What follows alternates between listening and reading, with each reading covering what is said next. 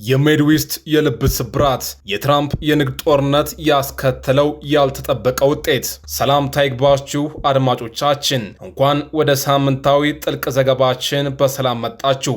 ዛሬ የአሜሪካን ፖለቲካ ልብ ወደ ሆነውና የዛገው ቀበቶ ረስት ቤልት በመባል ወደሚታወቀው ሚድዌስት ክልል እናቀናለን።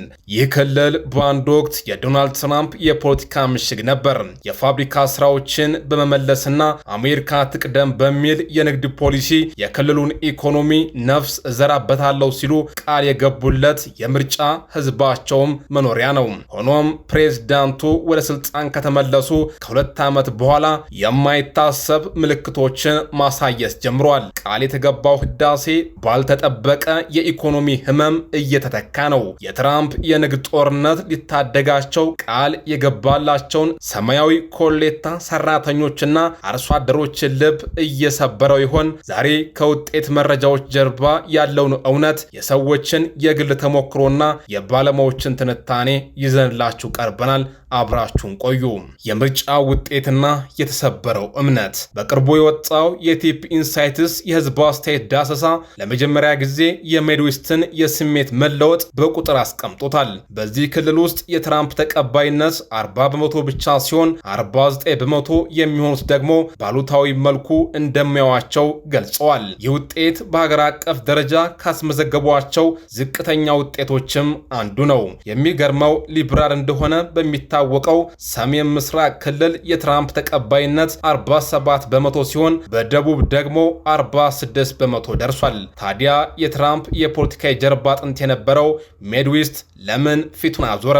የቨርጂኒያ ዩኒቨርሲቲ የፖለቲካ ተንታኝ የሆኑት የጄማይልስ ኮልማን ድምፅ እንደሚናገረው ሚድዌስትን በሀገር አቀፍ ፖለቲካ ውስጥ እጅግ በጣም ተለዋዋጭ ክልል አድርጌ ነው የማየው። በመሆኑም የትራምፕ ተቀባይነት እዚህ አካባቢ ኔጋቲቭ 9 መሆኑ ከሀገር አቀፍ ውጤታቸው ጋር ሲነጻጸር ብዙ አያስደንቀኝም ይላል። ኮልማን እንደሚለው ክልሉ ተለዋዋጭ ቢሆንም ይህ መሸርሸር ግን ትልቅ ታሪክን ይዟል። የሚድዌስት ክልል የ2004 ምርጫ የጦርነት አውድማ ነበር። ትራምፕ ከ12ቱ የሚድዌስት ግዛቶች 8ቱን ሲያሸንፉ በ2000 ተነጥቀውት የነበረው ሚሽጋንና ዊስኮንሲን መልሰው አስመልሰዋል። እንዲያውም ምክትል ፕሬዝዳንት አድርገው የመረጡት የኦሃዮውን ሴናተር ጄዲ ቫንስን ነበር። ይህ ምርጫ ክልሉ ለድላቸው ምን ያህል ወሳኝ እንደሆነም የሚያሳይ ነበር። ነገር ግን ዛሬ ያ ሁሉ ድጋፍ ጥያቄ ውስጥ ገብቷል። የታሪፍ ጦርነትና የአርሶ አደሩ ሰቆቃ። የድጋፉ መሸርሸር ዋነኛ ምክንያት የትራምፕ የንግድ ፖሊሲ በተለይም የታሪፍ ጦርነት ነው። ፕሬዝዳንቱ ወደ ስልጣን ሲመለሱ በአሜሪካ ታሪክ ታይቶ በማይታወቅ መልኩ ሰፊ የታሪፍ ጭማሪዎችን አድርገዋል። በካናዳ በሜክሲኮና በቻይና ምርቶች ላይ ከፍተኛ ቀረጥን ሲጥሉ የነጻነት ቀን በሚል ባወጡት አስፈጻሚ ትዕዛዝ ደግሞ ወደ አሜሪካ በሚገቡ ሁሉም ምርቶች ላይ የ10 በመቶ መሰረታዊ ታሪፍን ጥለዋል። የአስተዳደሩ መከራከሪያ ይህ የአሜሪካን የማምረቻ ኢንዱስትሪ ለመገንባትና የሀገር ውስጥ ስራዎችን ለመጠበቅ ወሳኝ ነው የሚል ነው። ነገር ግን የፔን ዋርተን የበጀት ሞዴል የተሰኘው የምርምር ተቋም እነዚህ ታሪፎች የሀገሪቱን አጠቃላይ ምርት በ6 በመቶ የደሞዝ ክፍያን ደግሞ በ5 በመቶ ሊቀንሱ እንደሚችሉ አስጠንቅቋል።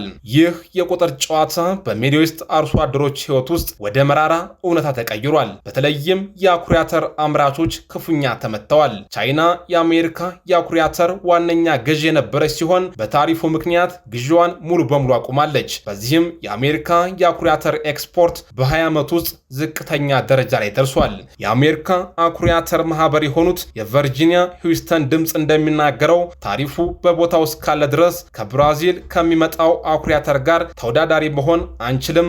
የቻይናን ያህል ከፍተኛ የአኩሪ አተር ፍላጎት ያለው ሌላ ገበያ የለም። በአሁኑ ሰዓት ቻይና የ20 በመቶ የበቀል ቀረጥ ጥላብናለች ይላል። ይህ ችግር እንደ ኦሃዮ ገበሬው ብሪያን ሃርቤጅ ያሉትን በሁለት አጣብቂኝ ውስጥ ከቷቸዋል። በአንድ በኩል የትራምፕ ፖሊሲ በረጅም ጊዜ ሀገር ይጠቅማል ብለው ያምናሉ።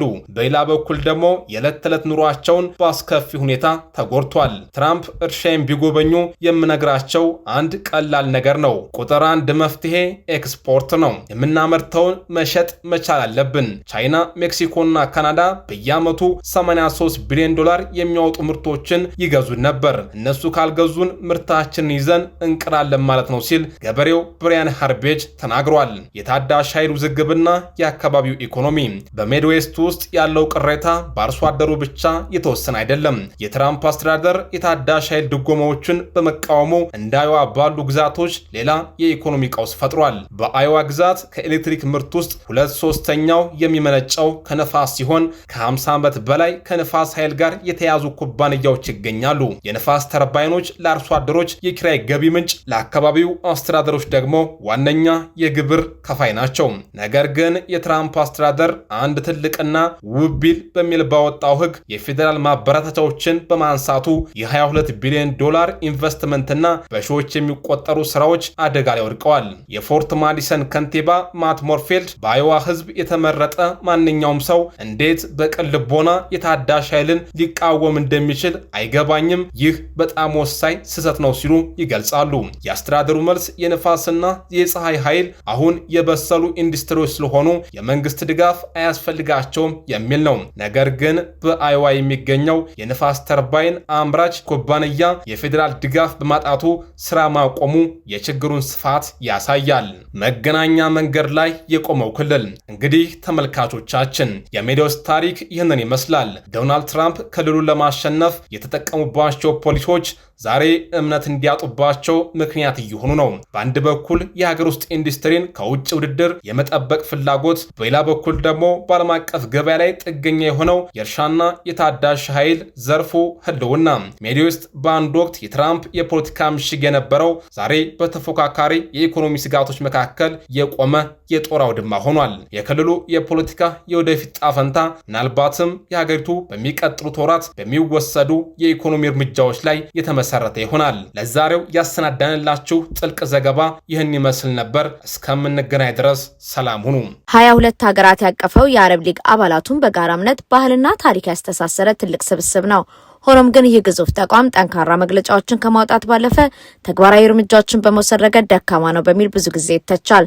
በቅርቡ በእስራኤልና በቀጠናው ሀገራት መካከል ውጥረት ባለበት ወቅት ሊጉ ለ10 ዓመታት ሲያልመው የነበረው የጋራ የጦር ኃይል መቋቋም ሀሳብ በድጋሚ አንስቶ የነበረ ቢሆንም በድጋሚ ሳይሳካ ቀርቷል።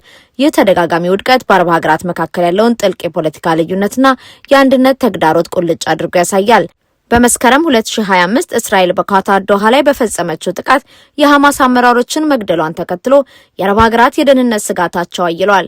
ይህ ክስተት የጋራ መከላከያ ኃይል አስፈላጊነት በድጋሚ ቀስቅሷል። ግብጽም ይህንን አጋጣሚ በመጠቀም የጋራ ጦር እንዲቋቋም ግፊት ማድረግ ጀመረች። የግብጽ እቅድ ዋና መስሪያ ቤቱን ካይሮ ያደረገ የየብስ፣ የአየር፣ የባህርና የልዩ ኃይል ክፍሎችን ያካተተ ጦር ማቋቋም ነበር። አሰራሩን በኔቶ አንቀጽ 5 ላይ እንደተቀመጠው በአንድ አባል ሀገር ላይ የሚፈጸም ጥቃት በሁሉም ላይ እንደተፈጸመ ጥቃት የሚቆጠርበት መርህ የተከተለ ነበር። በንድፍ ሐሳብ ደረጃ እጅግ ማራኪ ቢመስልም በተግባር ግን በድጋሚ ውድቅ ሆኗል። ይህ የጋራ ጦር ሐሳብ ሲከሽፍ የመጀመሪያው አይደለም። እንደ አውሮፓውያን አቆጣጠር በ2015 የግብፁ ፕሬዝዳንት አብዱል ፈታህ አልሲሲ ለመጀመሪያ ጊዜ ሐሳቡን ሲያቀርቡትም ሆነ ከዛ በፊት የነበሩ መከላከያ ስምምነቶች ከወረቀት የዘለለ ለውጥ አላመጡም። ለዚህ ተደጋጋሚ ውድቀት በርካታ ስር የሰደዱ ምክንያቶች አሉ። የመጀመሪያው የሉዓላዊነት ጉዳይ ነው። የአረብ ሀገራት የጦር ኃይላቸውን በሌላ አካል እንዲመራ አሳልፈው መስጠት አይፈልጉም። ሁለተኛው በአባላቱ መካከል ያለው የውስጥ ሽኩቻና አለመተማመን ነው። የባህረ ሰላጤው ሀገራት የግብፅን አመራርነት ሲጠረጥሩ፣ የሰሜን አፍሪካ ሀገራት ደግሞ የመካከለኛው ምስራቅ ስጋት እነሱን በቀጥታ እንደማይመለከት ያስባሉ። ሶስተኛው ምክንያት ጦሩ ማንን ለመውጋት እንደሚቋቋም ግልጽ የሆነ የጋራ ጠላት አለመኖር ሲሆን፣ አራተኛው ደግሞ የሀገሪቱ የጦር ኃይሎች በስልጠናና በመሳሪያ ያላቸው ከፍተኛ ልዩነት የሚፈጥረው የሎጂስቲክ ፈተና ነው። በመጨረሻም የአረብ ኔቶ ሀሳብ ዋነኛ ግብ ወታደራዊ ዝግጁነትን ከማረጋገጥ ይልቅ ፖለቲካዊ አንድነትን ለማሳየት ያለመ ነው። መሪዎች ለህዝባቸው ችግር ሲመጣ ዝም ብለን አናይም የሚል መልእክት ለማስተላለፍ የሚጠቀሙበት ተምሳሌት ነው። በመሆኑም የአረብ ሊግ የጋራ ጦር ህልም በድጋሚ ከጋዜጣ ርዕስነት የዘለለ ፋይዳ ሳያመጣ ቀርቷል። ይህ ክስተት በአረብ ዓለም ውስጥ አንድነትን በአዋጅ ከመግለጽ ይልቅ በተቋም ደረጃ መገንባት ምን ያህል ከባድ እንደሆነ በድጋሚ ያረጋገጠ ነው። የጋራ የመከላከል ህልሙ አሁንም ቢኖርም የፖለቲካ ፍላጎት በሌለበት ታላላቅ ራዕዮች ሳይፈጸሙ በመንደርደሪያ ላይ እንዲቀመጡ ትልቅ ማሳያ ሆኗል።